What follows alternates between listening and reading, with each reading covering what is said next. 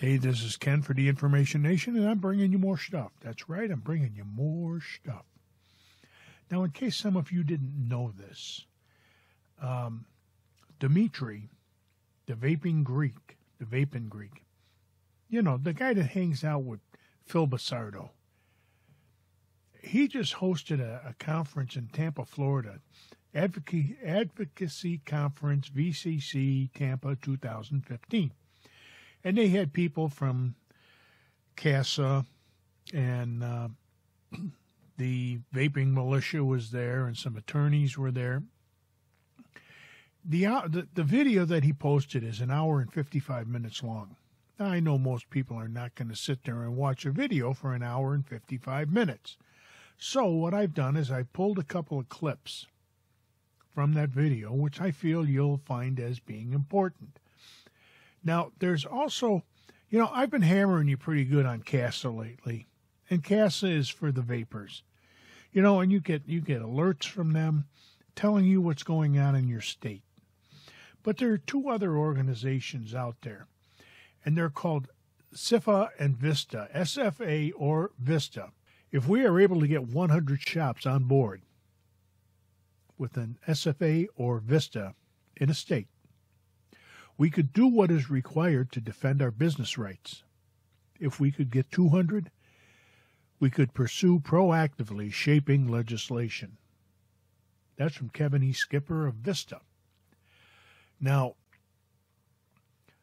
they're talking 100 to 200 shops per state. There's more than 200 shops in a state. There's more than 100 shops in a state.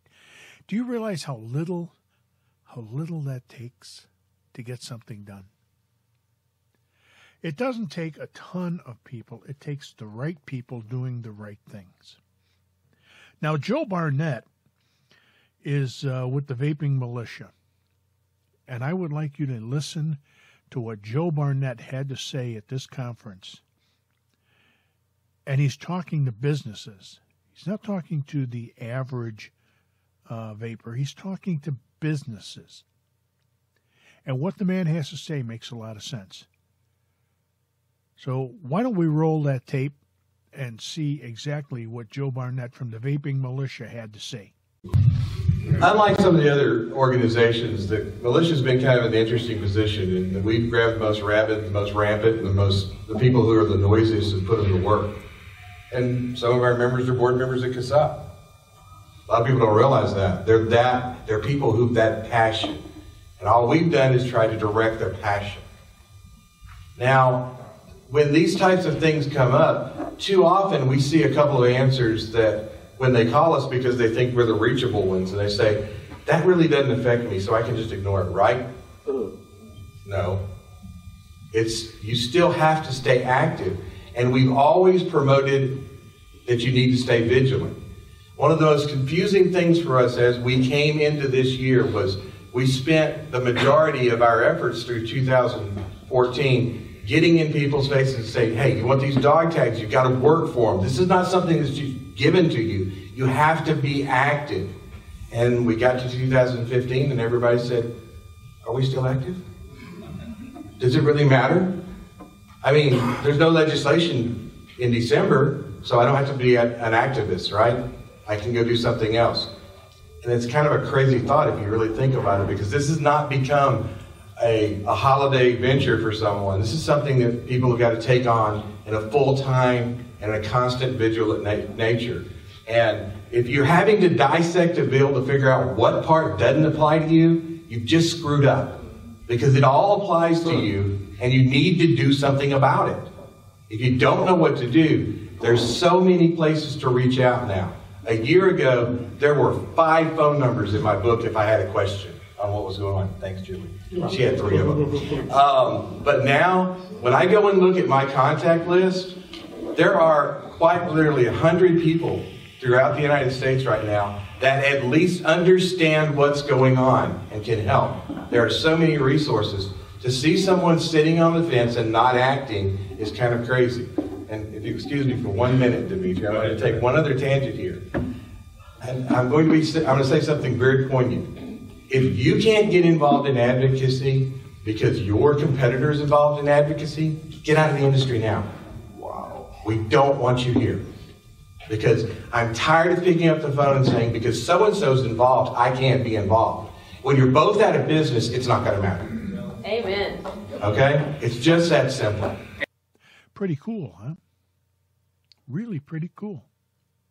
He got right in their face and told them, if you don't want to do something because, oh, well, my buddy, that guy over there is involved and I can't get involved. If he's involved, then shut your doors.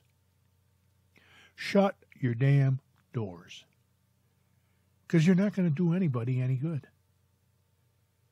All you're going to turn around is eventually you're going to be out of business. You know, at times, you look at a sports team. Let's take baseball, for instance. The shortstop might not like the first baseman and vice versa, but guess what? When a ground ball goes to the shortstop and he picks it up, he throws it to first base, and the first baseman catches it. Why? It has nothing to do with personalities. It has everything to do with winning the game. Now, you know, I've talked to you people for the longest damn time when I had my radio show and everything, and I always told you, follow the money. You know, a lot of you think this is about health. Well, why don't we find out what this one attorney had to say at this conference? Give it a listen. While the microphone is down there, Paul, I just want to get one thing from you. Sometimes I hear vapors and vendors saying, okay, well, we're going to accept this tax, just a small tax. Oh, they only want to tax it for 5 cents. Let's go ahead and give them this tax. And as somebody that has dealt with those issues, by the way, the smoker has been the most heavily taxed sin tax person in America for the last 25 years. And for those of you that smoke, you probably know that. So, Paul, just touch on that briefly on why we don't want to accept taxation on this product. So is everyone here familiar with what a sin tax or an excise tax is? It's a tax that's imposed on a product the government thinks that you shouldn't use or behavior that you shouldn't do, like drink alcohol or smoke cigarettes. And so for years, cigarettes were among the most targeted product for taxes and regulations. And the claim was that it was about public health. That they wanted to discourage smoking and encourage behaviors that they deemed acceptable.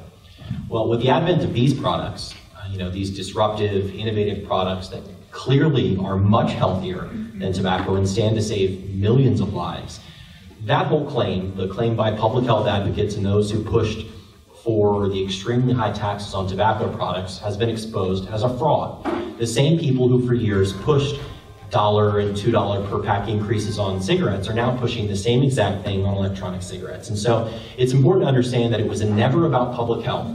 It was always about money for the interest and for the spending projects that state legislators wanted to spend things on, whether it was education or new roads or anything else. I mean, in Philadelphia right now, the city councilwoman who pushed a tax only 2 weeks after the cigarette tax went into law said we have got to spend more money on education. And so, again, it's not about public health at all.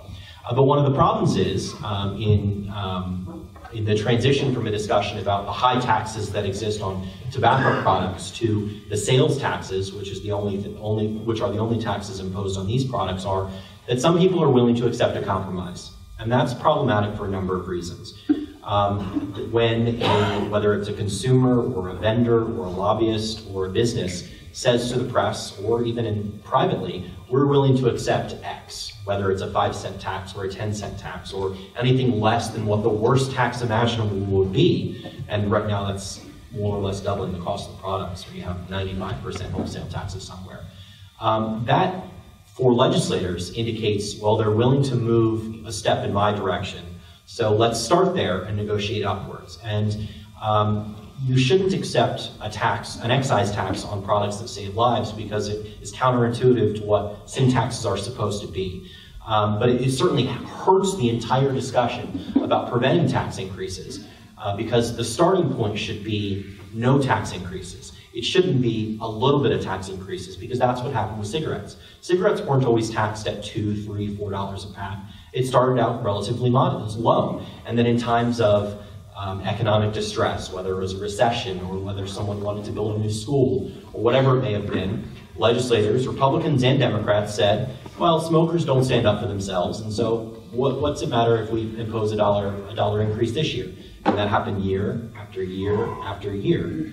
And so it's problematic because you certainly don't want these products to fall in the same direction as tobacco, and you should absolutely reject any discussion about regarding imposing any sort of similar taxes or regulations on them, because it hurts the lobbying efforts, it hurts the earned media efforts, and it hurts your overall cause. Do you see what I've been telling you? I've been telling you for the longest damn time. It's about money. It has nothing to do with your health. It's about money. And you've got to stop these people.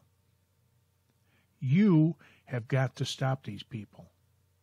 You got to join Vista. Or actually, you got to join CASA. The heck with Vista, join CASA. Hey, you know, when you go to your local vape shop, ask them if they're a member of CASA.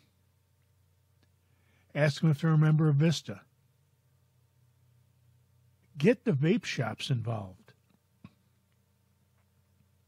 If you don't, and I've been telling you this, just like that attorney just told you, you'll be paying $30, $40, $50 for a 30 ml bottle of juice or more.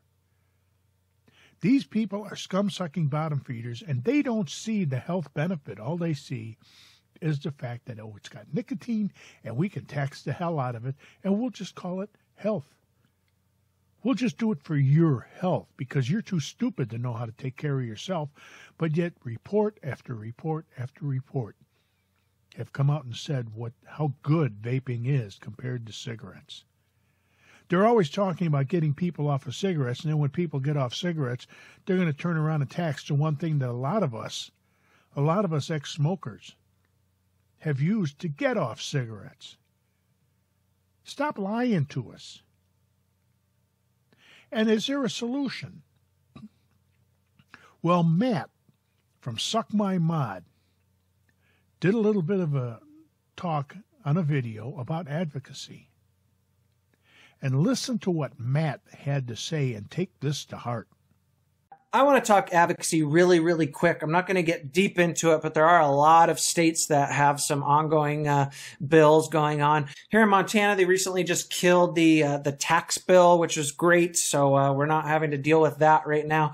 But other states like Illinois, places like that are having to deal with stuff. Indiana, you really need to join CASA and check out the calls to action and see if any of those apply to you and your state. Now, from my own experiences, I'll kind of tell you what I find that works. Some people might disagree with me, some don't.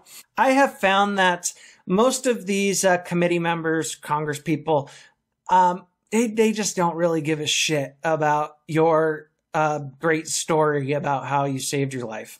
Obviously, I think it's great. We all of us vapors think it's great. I like to hear people's success stories, but I just don't think these guys give a flying shit about your own personal story. What I think they give a shit about is their jobs. And every time I've written about my story and I had oral cancer and blah, blah, blah, blah, blah, I've really gotten no response back. If I politely talk to them about their jobs and tell them that in other states, people have actually lost their job when they've been against vaping, like in New Mexico, for instance, then their ears seem to perk up. You talk about how vaping has become a wedge issue and it's turned people into single issue voters. And I say, hey, you know, I've been a lifelong Democrat, but I am willing to vote for a Republican if they're going to back up vaping more than the Democrat. And that's when these guys start to worry. They start to worry about a single issue taking away their voter base and it's swinging votes over to the other side. So, you know, make sure to use the words wedge issue in your letter. Do it politely. Talk about how it's made you and lots of other vapors single issue voter and that you guys are willing to cross party lines and vote for the opposition if they are going to be more in favor of vaping than another person. Here in Montana, I mean, some of our races are close. We had this lady in Missoula and she proposed the first vaping bill and was trying to classify it as tobacco and blah, blah, blah, blah, blah. And when I looked, she only won her last race by 30 votes. You think us vapors can't bring out the vote in Missoula and make sure she loses next time? We absolutely can. Okay, that 30 votes, I guarantee you we can get more than 30 vapors to go out and might have voted for her the first time to vote against her the next time. So these people need to realize the power that we do have in these states, and that where our numbers are growing more and more every day. And that we are kind of a force to be reckoned with when it comes to voting. And, we will definitely bring out the vote because we are proud of who we are, and we are proud to be vapors. Smokers didn't ever go out and vote, because of smoking, because most of them were just kind of embarrassed that they were smokers.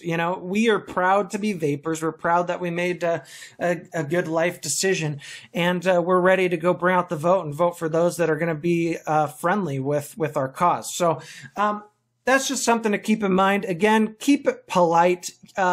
Use your words eloquently. But at the end of the day, I think these people need to have their jobs threatened for them to actually listen. See, I told you. You can kick them out. You can check up the election records and find out how much a particular individual won their race by. Matt was talking about a woman who won her race by 30 votes. Just 30 votes. But even if it was 100 votes, do you think that we could get 100 vapors to cut one of these politicians in two and get rid of them? I told you in my last video, the one thing that they hate is the fact that they may lose their cotton-picking jobs. And if you don't think it can happen, here where I live, we just kicked the county assessor out. In the last election, she's gone. It was that simple. People got tired of getting screwed on their property taxes, so we kicked her out. If you go to your local vape shop and you know that this particular person in your district is against vaping, talk to the shop owner. Talk to the people that are there. It's not that hard to do. I talk to you every time I put a video out. And I appreciate you being here and listening to me rant and rave. But if we don't do something, people, we're going to lose it. Just like the smokers lost it, we're going to get taxed to death on it, and they're going to regulate the hell out of it. And before you know it, the only thing you're going to be able to buy is something from R.J. Reynolds. But hey, that's just my opinion. This has been Ken for the Information Nation, bringing you more stuff. Hey, subscribe if you would. Give us a thumbs up. Join CASA. Join the Vapedom. That's a growing website. People are going in there. You can talk to other people about the issues. You can talk to them about vaping, whatever you want, as long as, vaping related. And it doesn't cost you anything. I can't do anything for you. I'm not going to pay your dues because there are no dues. So why don't you do that and help everybody out? Help yourself out. So in the meantime, in between time, ain't we got fun? Have a great day.